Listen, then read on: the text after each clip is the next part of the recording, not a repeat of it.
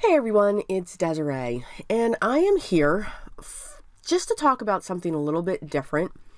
I have a Facebook group, and one of the things that we do is a Let It Go Wednesdays, just for inspiration, to create your cards, and to not stress over them, and I'll explain that. So, I know I'm a day late, but, so when it comes to this, I was very much inspired by Sandy Allnock, and when she created her playbook. I'll try to link to the video down below. It was like a couple weeks that she came out with that. And what she did was she took paper and folded it to create this book. So again, very much inspired me. We all have our favorite medium or our favorite technique that we like to work with in our paper crafting world. Or maybe we don't have that yet, or because we're just starting out. We're trying to see what we like, what we don't like, what we're comfortable with, what we're not comfortable with. So what I did was, my medium is colored pencils. I love using colored pencils. So what I did was, there's all types of papers. I shouldn't say all types, but there's different types of papers that I like to use when I'm using my colored paper. So the first paper that is my absolute favorite when it comes for my colored pencils is the Strathmore Series 400 toned gray, toned tan, and toned blue mixed media sheets. I like them because they're heavier. They're 184 pounds. I just like the toned sheets for my colored pencils. Now, if I'm looking for a white, I will use the Strathmore colored pencil paper in white. That's only about 110 pounds, and again, it's not the same weight, so it's a little thinner than what we're used to. I also enjoy Canson XL watercolor paper and Canson XL Bristol paper for my colored pencils. So that just gives a soft ivory hue when it comes to the paper. I do enjoy, excuse me, that's 100 pounds. I do enjoy and like to have a paper for my pencils with tooth, and with a lot of tooth. I also enjoy using the Arteza watercolor paper as well. So when it comes to all of those papers that I like to use, I cut them. So in this case, for these, I cut them in half. For the larger sheets, I cut them in quarters. And I didn't use a lot. I pulled like maybe three, I think it was maybe 3 or 5 of each of the sheets. And I just cut them down. I don't care that they're not the same size. I don't care that they're different colored papers. And then once I had them cut, then I used my hole punch and punched the top. That's right, I also added these two. These are the 80 pound, and these come in toned gray and toned tan. They don't have blue in those yet, so I added a few of those. It's a lighter weight paper. So, and whatever other papers you could add. I could have put general cardstock in here. But these are my favorites. So while she folded hers, I have individual pages. Now I also have chipboard. Now this is the same weight as a cereal box. So you could get an old cereal box and cut it up. So that's what I'm using for my cover and my backing. Once I have my holes punched where I want them on one of the chipboards, then I punch the holes in the others using a hand punch. I get from my dollar store these book rings. I just get them from there. They usually sell them in sets of 5 or 8, depending upon the size. And those are what I'm using for this, whatever you want to call it. I'm going to call it a Let It Go album. Okay? And again, that's for my Facebook group. So what I'm going to do here, I'm just going to decorate my 2 panels because Having just brown chipboard would drive me crazy. So I'm just grabbing some cardstock from my stash. I'm going to add some double-sided tape to these. Make sure that they're in the correct way so that when I put them on the rings, I don't have them backwards or upside down. Yeah, this took a while. And then I'm just going to place the papers down and then trim them. So it's nothing fancy. I'm not going to get into all kinds of mixed media. Just going to use just one page or 2 pages from my massive pattern paper stash, just to give it some color, or anything else. And I can add to it if I want at a later time. So when it came to this album, again, very much inspired by Sandy. And in a way, I was also inspired by Vicky P. That's what we'll call her. Because she creates her own art journals now, using the discs and the hole puncher. So we can create our own art journal. Now, I use that term, and when I use that term, I do automatically think of Vicky and the beautiful work that she does in hers. But it can be whatever you want. I mean, pretty much what we're creating here can be anything.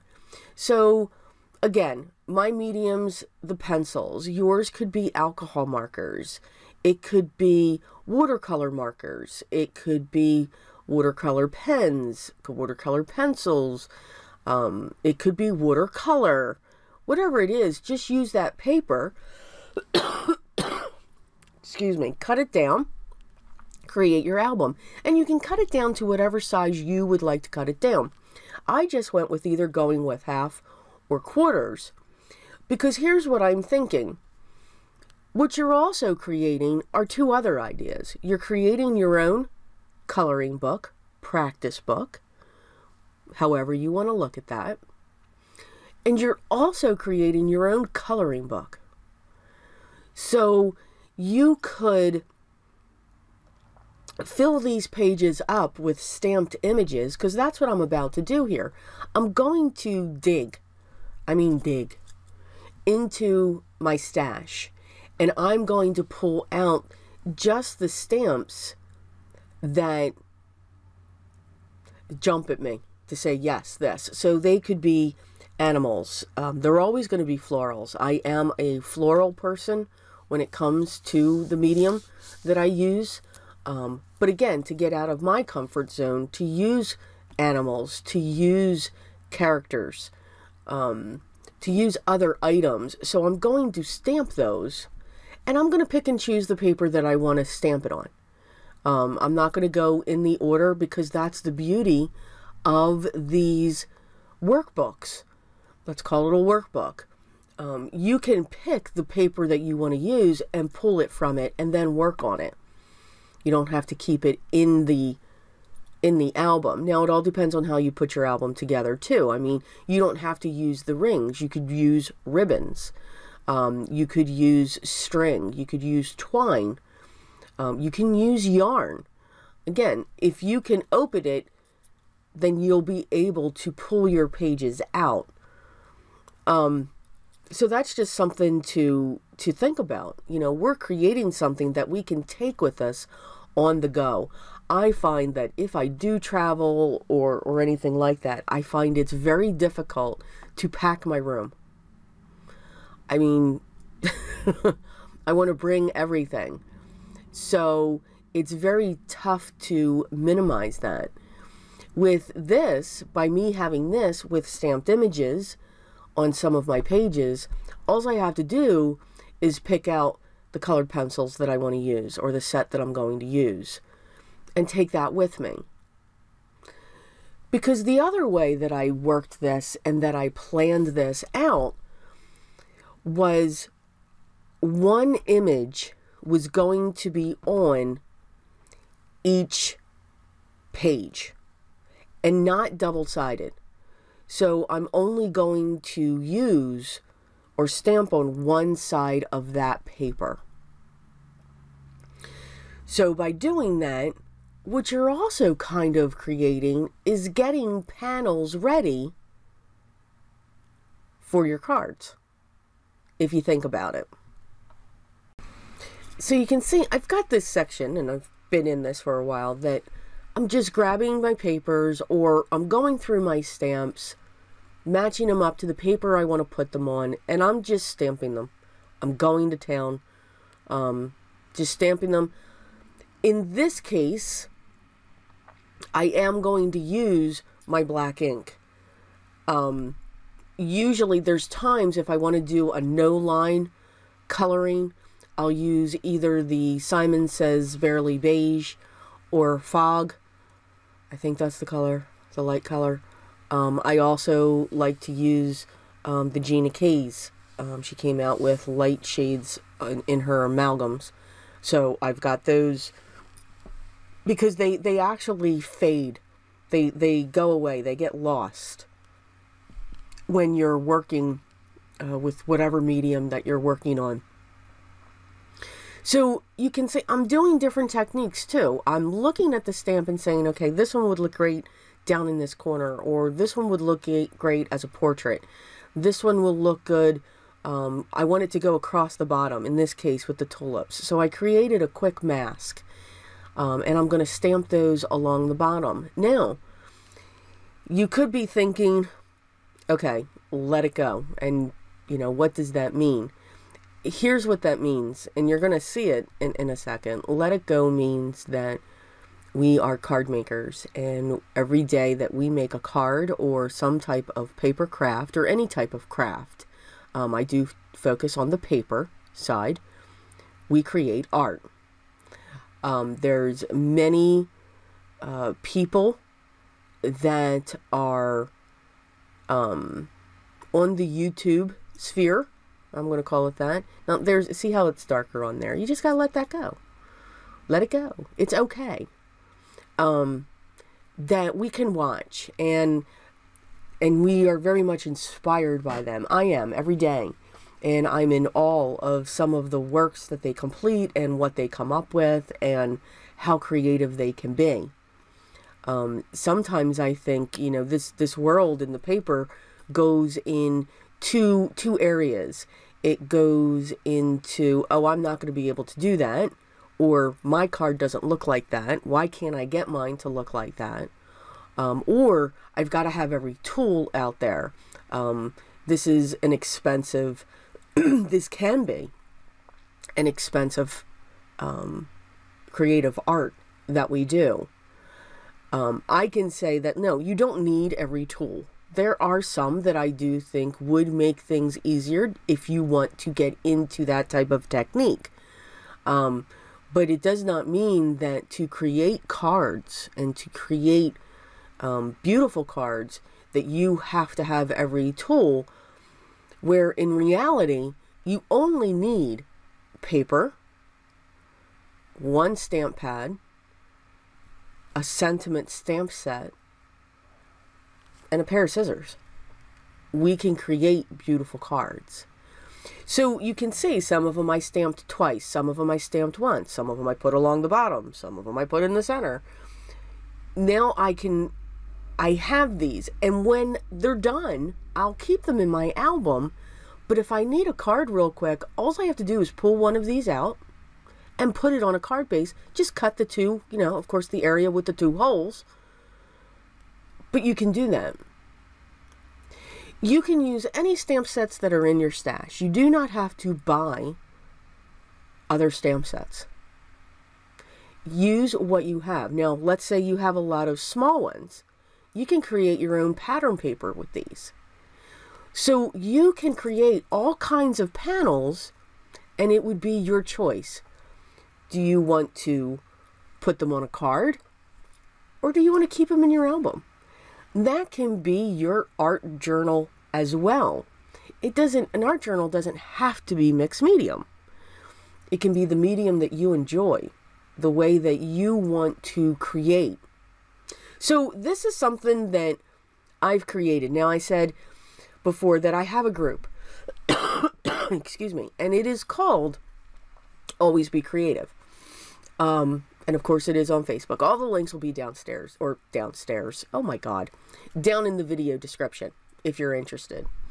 And what we do, this is something that a lot of people are going to be doing, and we'll be working on this as a group. So you're going to see these videos probably once every other week, or twice, one time a month. So if you don't like this video, because all it is me talking, it's not me creating or anything else. And I'm sure there's, the thumbs down are going to fly in like there's no tomorrow, because that's what happens, but that's okay. It is completely, your choice if you want to join along. You don't have to join the group if you don't want to, but when you see this. Create your own journal that you can color in or take on the road and not have to take your entire craft room. Please, I would love to have you here. We're going to be showing those every once in a while, and use the medium that you use. If it's alcohol markers, use the paper that you like most with Neenah, or with alcohol markers, whether that's Neenah Solar White, or whether that's the Crafter's Companion, or something else. If you ink smush, then have your watercolor papers. Can you ink smush? Absolutely. You could just sit there. I mean, I think your art journal will get big really quick, depending upon how many you do. If you watercolor, use your watercolor paper. Same thing with watercolor pencils. So the possibilities on this are very endless. Very endless. Is that really a phrase? No. But again, probably not the video that you were looking for, but it's a way for us to create. It's a way for us to color. Something like this is perfect for those 30-day color challenges. You already have it together. You can take it to work on your lunch hour and finish something. So it's just something that I'm going to be working on with my group, so that we can have fun. We can practice, or just, again, be creative. So, again, all the links on the things that I discussed for my group will be down below. I'm not going to list all of the stamp sets. If you have a question on one of the stamp sets that I used, just let me know. Now, matter of fact, I will put the links down there. So I'll have the links down below in case you are interested in them. If you have any questions or comments, which I hope you do, leave those down below, and I'll get back to you as soon as I can and give you more information if you are interested in the group. But I do thank you so much for sticking with this video and watching it. If you haven't already, I would love for you to subscribe and tune in for the next video. I hope everyone is having a great day. I hope you are enjoying. Here we are finally having some great weather. Hope it stays. But everyone, take care. But always remember what's most important. Always be creative.